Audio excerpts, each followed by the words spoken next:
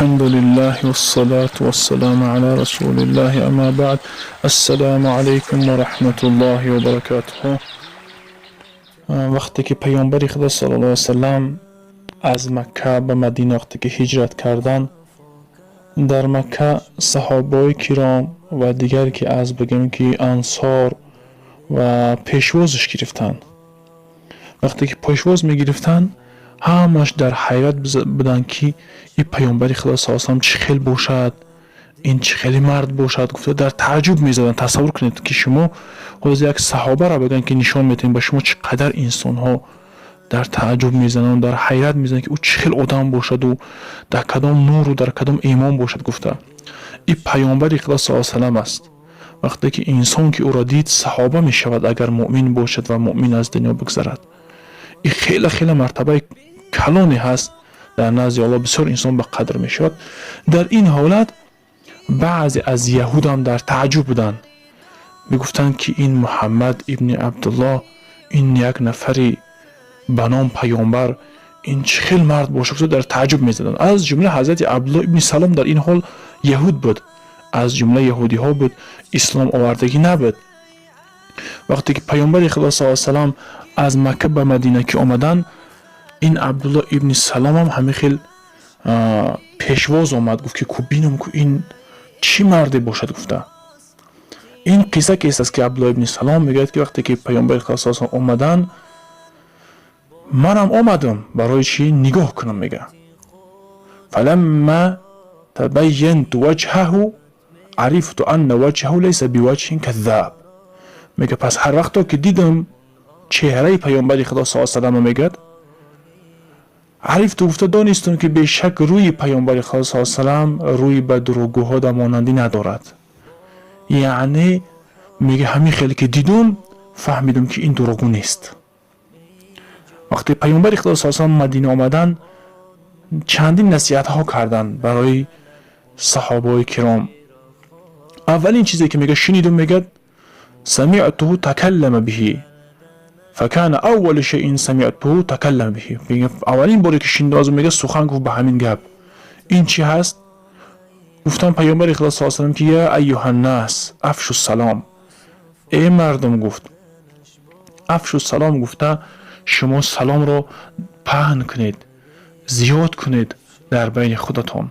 و اطعموا الطعام، و شما طعام بدهید. اطعموا، گفته طعام بدهید، طعام را یعنی که بین خودتون و فقیرهاتون طعام بدهید. و صلوا الارحام، و پیوست بگردانید با خویشتوارهاتون، یعنی که صله رحمی کنید. و صلوا باللیل، و نماز بخوانید به شب. و الناس نیام، در حالی که مردم خواب هستند. تدخل الجنه بسلام، داخل میشین جنت رو چی؟ به سلامتی و به سربلندی. یعنی که در اینجا چندین خصلت های پیامبر خدا صلی الله علیه و سلم گفت که شما همین کارها را کنید، شما به سلامتی و به درستی انشاءالله جنت میدرید به فضل الله. وقتی که حضرت عبدالله ابن سلام میگه که وقتی که او را دیدم فهمیدم که از نوری روشان و خوشروگی پیامبر خدا صلی الله علیه و سلم، هیئتی که راستگو بودنشان آشکار به خودش میگه. و گفت که ای مردم که شما سلام مقصد چی است؟ این سلام با یکی از نامهای الهی هست. مقصود این است که نشر کنید و زیاد کنید سلام را که از نامهای الله عزوجل است. این سلام خودش، سلام دادن، یک طریقی هست برای پیوست کردن محبت بین مسلمان ها هست و همون تحیه مبارک است در همه امت محمد صلی الله علیه و سلم. بهترین قول هست، بهترین سخن است در حق یک دیگر. وقتی که السلام علیکم میگوی، سلامتی و درود برای اون انسان میگوی، بسیار دعای خیر است. و اطعموا الطعام، این اطعموا الطعام عام هست. طعام دادن در همون اونچه که به صدقه هست، هدیه هست، مهمانی هست. این طعام دادن خودش کاری خیر است. به همون خاطر مهمانان دادن، طعام دادن، این کاری ثواب هست.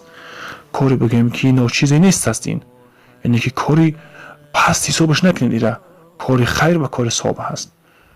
و صلوا الارحام، ارحام کی رو میگن؟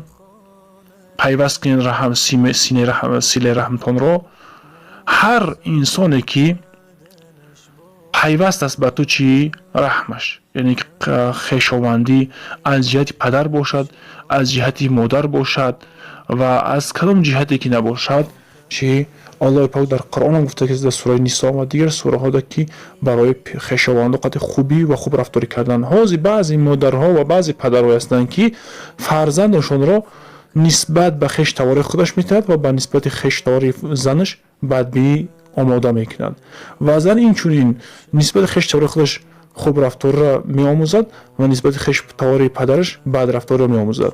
این همش خلاف قرآن و سنت است. این کارو نکنن. باید خویش تواری پدر مادر همش خویش توار هست. و صلوا باللیل گفته پیامبر خدا که شما نماز بگذار به شب و الناس نیام و مردم چی هستند؟ خواب هستند. یعنی که شما نفل بخونه از قیام لیل و تهجد در شب. چه خیلی که الله تبارک و تعالی در سوره سجده هم گفته است که یک صفت گروه های نیک بخترین مردم که آنها چی میکنن؟ طرف هاشون را میبردن از جایگاه های خوابشون و نماز میخوان. این بهترین بنده ها هستند.